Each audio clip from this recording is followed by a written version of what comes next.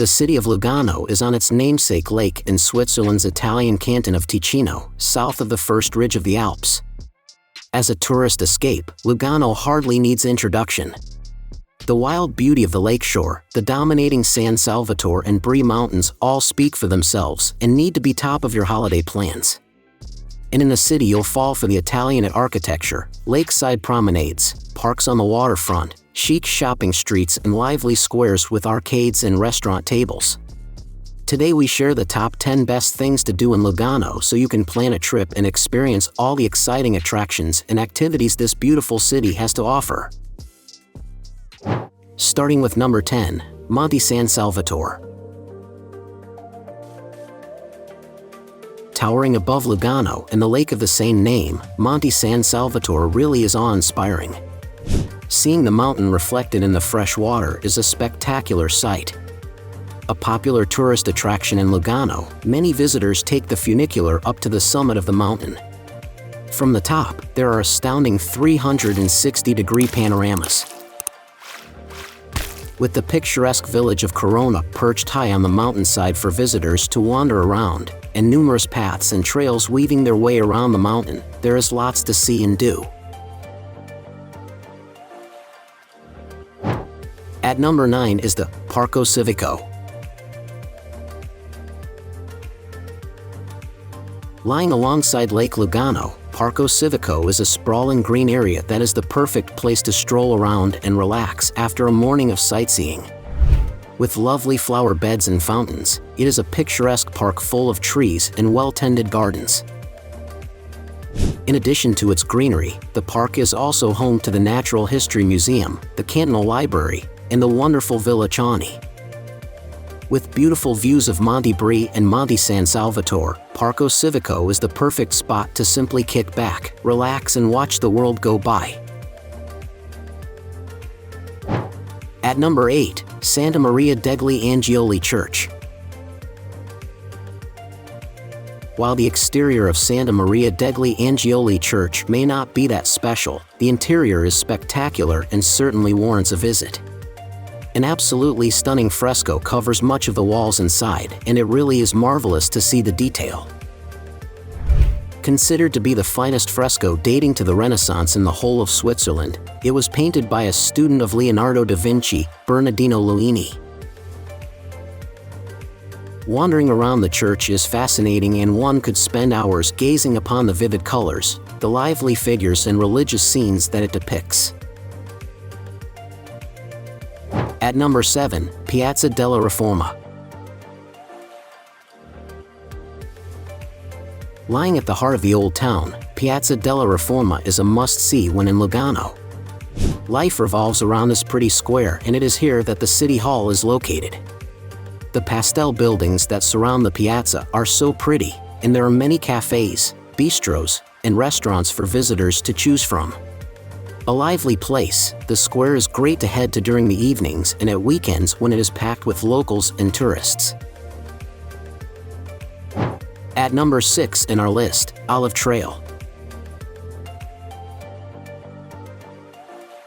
Starting off in the little town of Gandria, the Olive Trail, Sentiero di Gandria, meanders through ancient groves that hug the sun-bathed mountainside of Monte Brè.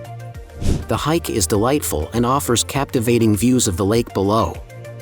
Wandering amidst the terraces is liberating. You feel unencumbered and free as you wander through nature. There are lots of displays documenting the history of the olive trees and their cultivation. Perfect for nature lovers, this relaxing trail will leave you refreshed and ready to see the rest of Lugano's amazing sights. At number 5, Villa Fogazzaro Roi. Actually located in Italy, the beautiful Villa Fogazzaro Roi lies along the shore of Lake Lugano, just a short trip away from the city. A peaceful and pretty place full of flowers, plants, and greenery, it is here that Antonio Fogazzaro, the Italian novelist, spent much of his life. From the descriptions that arise in his writing, you can see that he at times took inspiration from the villa. Visiting it is a lovely way to spend an afternoon. Some of his memorabilia and personal affairs still remain. The garden is delightful to spend time in, while the views over the glimmering lake are simply breathtaking. At number 4, Gandria. Hugging the lakeside, this charming little town lies on the lower slopes of Monte Brè.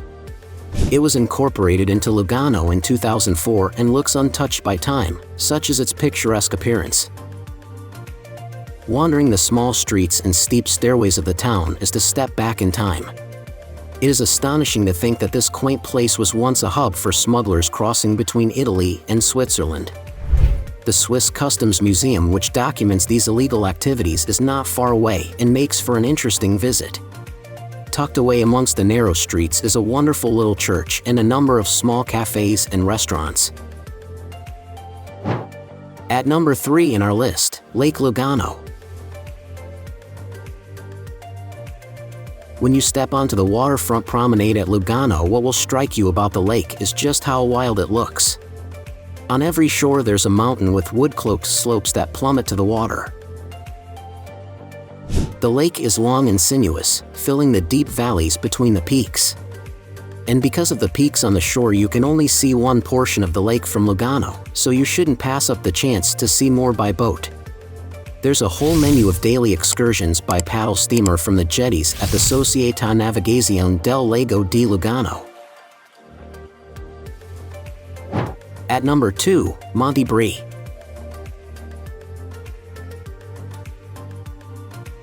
The Cassarate suburb in the east of Lugano is the springboard for another ride to the top of a mountain. Clattering up the mountainside since 1912, the funicular railway has a maximum incline of 60.5% and more of a vintage feel than San Salvatore, even though it's actually newer. At the summit, 925 meters above sea level, there are 2 restaurants and you can survey Lugano and the landscape as far as Italy. Monte Brè is touted as Switzerland's sunniest mountain, and the abundance of sunlight nourishes the Christmas rose, a flower that usually only thrives in Mediterranean climes. Check out the number 1 places in our list, Swissminiatur.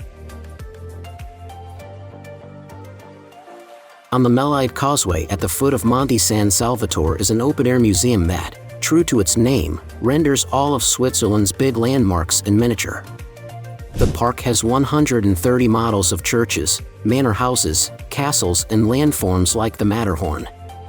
These are mostly on a scale of 1/25 and wreathed in flower beds and woodland. Kids will also be wild for the miniature railway that wends through the park. This is 3.5 kilometers long and has 18 model trains zipping along its tracks. Now it's time to hear from you. What's your favorite things to do in Lugano? Is there something we missed? Let us know in the comments section below, and don't forget to give this video a like and subscribe to Greenable if you haven't already. Click the bell icon to stay updated on all our latest content.